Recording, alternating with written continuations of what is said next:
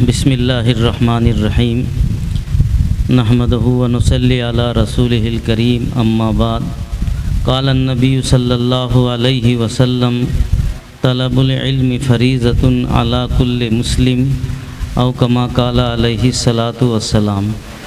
Stage پر تشریف فرما حضرات علماء اکرام، حفاظ اکرام اور حاضرین گرامی، آپ جو ہے بڑی دیر سے بچوں کا پروگرام سماعت فرما رہے تھے۔ میں اس مکتب کے جلسے میں ہر سال آتا ہوں اور اللہ کا شکر ہے میرے بھائیوں کہ اس مکتب کے اندر تعلیمی اعتبار سے، تربیتی اعتبار سے بہت نکھار آتا جا رہا ہے۔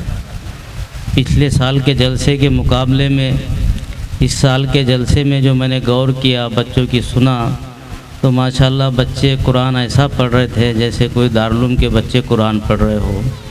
نعتیں ہیں، نظمیں ہیں، تقریریں ہیں، یہ سب بہت اچھے انداز سے بچوں نے پیش کیا ہے۔ میرے بھائیوں، یہ دور جو ہے بہت فتنوں کا دور ہے اور اسلام اور اہل ایمان کے خلاف ایک منظم سازشیں کی جا رہی ہے کہ ان کو کس طرح دین سے، ایمان سے ہٹایا جائے۔ اس کا علاج یہ ہے کہ ہم اپنے آپ کو، اپنے بچوں کو دینی علم سے وابستہ کریں۔ دین کا علم جو ہے یہ ہمارے سارے چیزوں کا علاج ہے۔ اس لیے جو قرآن کریم کی سب سے پہلی آیت اللہ تعالیٰ نے نازل فرمائی تھی، قرآن کریم کے اندر 6666 آیتیں ہیں، اس میں سے سب سے پہلی جو آیت نازل ہوئی وہ ہے اقرأ بسم ربک الذی خلق۔ یہ قرآن لوح محفوظ میں تھا۔ یہ ایسا کوئی اتفاق نہیں ہے کہ وہاں تھا، ہوا چلی اور اس میں سے ایک پنہ اڑ کے آ گیا اور حضور کے پاس پہنچ گیا، ایسا نہیں۔ اللہ تعالیٰ نے اپنے ارادے سے، اپنے پورے پلاننگ کے ساتھ، پورے عزم کے ساتھ کہ میرے بندوں کو سب سے پہلے کس چیز کی ضرورت پیش آئے گی، وہ ہے علم۔ اگر علم ہوگا میرے بھائیوں تو ہم خدا کو پہچانیں گے، اور اگر علم نہیں ہے تو بغیر علم کے آدمی خدا کو نہیں پہچان سکتا۔ خدا کو بھی نہیں پہچان سکتا، نہ ماں باپ کے حقوق پہچان سکتا ہے، نہ رشتہ داروں کے، نہ پڑوسیوں کے۔ وہ بالکل دکھے گا انسان لیکن اس کے اعمال ہوں گے جانوروں کی طرح، کوئی تمیز ہی نہیں اس کے پاس میں جب علم نہیں ہے۔ تو ہماری سب سے بڑی ضرورت ہے کہ ہم علم کے ساتھ اپنے آپ کو، اپنے بچوں کو وابستہ کریں۔ اس جلسے کے اندر خواتین بھی بہت زیادہ تعداد میں پیچھے بیٹھی ہوئی ہے۔ میں خواتین سے بہت ہی عاجزانہ گزارش کروں گا کہ بزرگوں نے لکھا ہے کہ ماں کی گود بچے کا پہلا مدرسہ ہوتا ہے۔ اگر اس گود کے اندر بچے کی تربیت صحیح ہو گئی تو پھر یہ بچہ اللہ کا ولی بنتا ہے۔ جتنے اولیاء اللہ آپ کو ملیں گے تو ان کو اولیاء اللہ بنانے کے اندر عام طور سے خواتین کا ہاتھ ہے۔ تو خواتین کو بھی دینی علم سے آراستہ ہونا ضروری ہے۔ اللہ کے رسول صلی اللہ علیہ وسلم کے دن بھرے میں 2 بیان ہوتے تھے۔ ایک بیان ایسا ہوتا تھا کہ اس میں سامنے مرد ہوتے تھے اور پیچھے پردے کے آڑ میں خواتین ہوتی تھی، جیسے ابھی خواتین بیٹھی ہے پیچھے۔ اور دوسرا جو بیان ہوتا تھا وہ صرف خواتین کے لیے ہوتا تھا، مردوں کے لیے ایک بیان اور خواتین کے لیے 2 بیان۔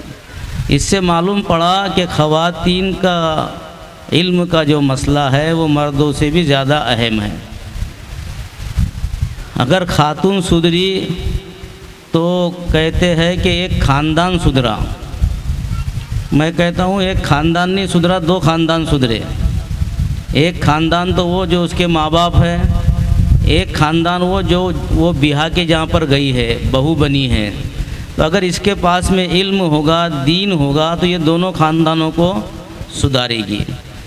تو میں ہمارے ابرار صاحب سے گزارش کروں گا کہ جیسے چھوٹے بچوں کے علم کی فکر کر رہے ہیں، اسی طرح بڑے لوگ جو ہیں ان کے دینی تعلیم کی بھی فکر ہونا چاہیے۔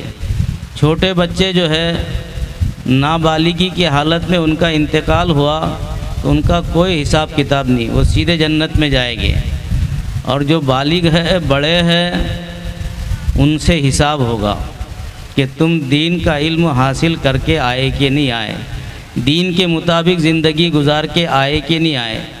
جو میں نے حدیث پاک آپ کے سامنے پڑھا ہوں، اس حدیث پاک کے اندر اللہ کے رسول صلی اللہ علیہ وسلم فرما رہے ہیں کہ دین کا علم حاصل کرنا ہر مسلمان پر فرض ہے، مسلمان مرد پر بھی اور مسلمان عورت پر بھی۔ اور اس میں جو ہے تو فریضۃن کا، طلب العلم فریضۃن، ایک ہوتا ہے فرض اور ایک ہوتا ہے فریضۃن۔ تو علماء لکھتے ہیں کہ فریضۃن یہ زیادہ اہمیت والا ہے فرض سے، جیسے نماز فرض ہے اور علم کے لیے فریضۃن کا لفظ استعمال کیا۔ علماء نے لکھا ہے کہ نماز سے بھی زیادہ اہم جو ہے وہ علم ہے، اس لیے کہ علم سیکھیں گا تو نماز صحیح پڑھے گا، اور علم ہی نہیں ہے تو پھر نماز جیسی منمانی پڑھے گا وہ۔ تو اس لیے میرے بھائیوں دوستو، اس مکتب کی قدر کرو۔ دیکھو دو چیزیں ہیں، ایک تو ہمارے بچے 100% مکتب میں آنا چاہیے۔ ہمارا وہ بچہ جو مکتب میں آنے کے لائق ہے اور مکتب میں نہیں آ رہا ہے تو ہمیں اس کی حد درجے فکر کرنا چاہیے۔ ایسی فکر کرنا چاہیے جیسے محلے کے اندر کسی بچے کے کپڑے میں آگ لگ گئی اور وہ آگ بھڑک رہی، اس کے کپڑے جل رہے، وہ ادھر بھاگ رہا ہے ادھر بھاگ رہا، تو ہم کیسا جان پر کھیل کے اس کی آگ بجھائیں گے، پانی ڈالیں گے، مٹی ڈالیں گے، کوئی پوتا ملے، کپڑا ملے۔ میرے بھائیوں دوستو، اس سے بھی زیادہ ضروری وہ بچہ جو مکتب میں آنے کے لائق ہے اور مکتب میں نہیں آ رہا ہے، اس کی فکر اس سے زیادہ کرنے کی ہمیں۔ دوسرا یہ ہے کہ یہ بچے 100% آنا چاہیے، اور پھر ان مکتبوں کے اندر تعلیم بھی صحیح ہو، یہ مکتب ہمارے مثالی ہو، منظم ہو، ان کو پوری آخرت ہم ان کے دل و دماغ کے اندر بٹھا دیں، وہ کہیں بھی جو ہے لڑکھڑائی نہ، جہاں بھی مقابلے کی ضرورت پڑے، اسلام کے خلاف کوئی چیز کہہ رہا ہے، اللہ کے خلاف کوئی چیز کہہ رہا ہے، نبی کے خلاف کوئی چیز کہہ رہا ہے، تو ہمارے بچے مکتب سے ایسے مضبوط بن کے نکلے کہ وہ ہر ایک کا مقابلہ کرے اور اس کو جواب دے۔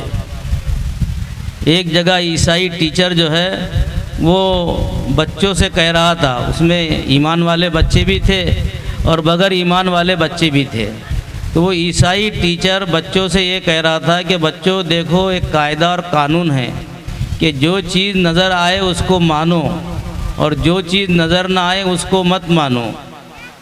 پھر اس نے اشارہ کیا کہ دیکھو یہ پنکھا لگا ہوا ہے اپنے اسکول کے اندر، پنکھا نظر آ رہا ہے تو اس کو مانو، لائٹ نظر آ رہا ہے تو اس کو مانو، اور جو چیز نظر نہ آئے تو اس کو مت مانو، یہ قاعدہ ہے۔